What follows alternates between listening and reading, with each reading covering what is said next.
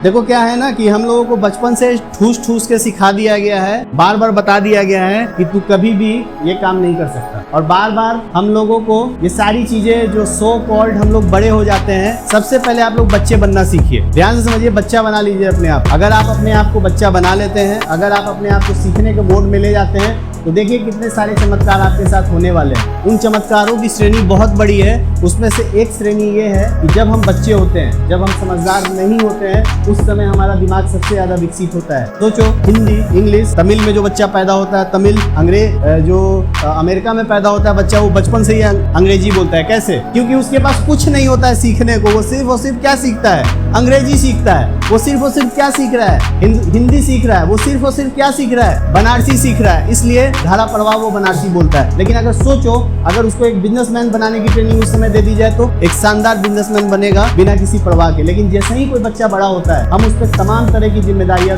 थोप देते हैं। तू ये मत कर, तू ये मत कर, तू ये मत कर, तू ये मत। लेकिन जब हम बच्चे होते हैं तो सोचो कि हम कहते हैं कि पापा मुझे ये लाके दीजिए, तो क्या होता है? अगर हमारी जिद मजबूत होती है तो पापा हमको वो चीज लाके दे देते हैं। आज आप बड़े हो गए हो, पापा से वो चीजें नहीं मांग सकते हो, लेकिन एक परम पिता से वो चीज तो मांग सकते हो। बचपन में क्या करते थे? ध्यान से समझना, पापा हमको ये चाहिए, चाहिए तो चाहिए।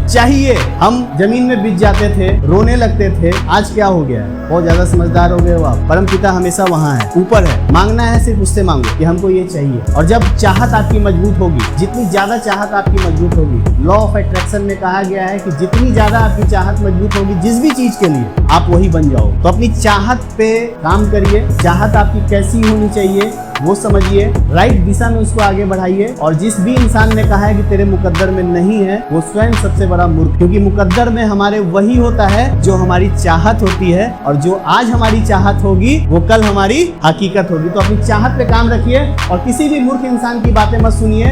अपनी चाहतों को इतना मजबूत बनाइए और इतना ठोस बनाइए कि एक दिन खुदा भी आके तुझसे बोले कि बता तेरी रजा क्या है।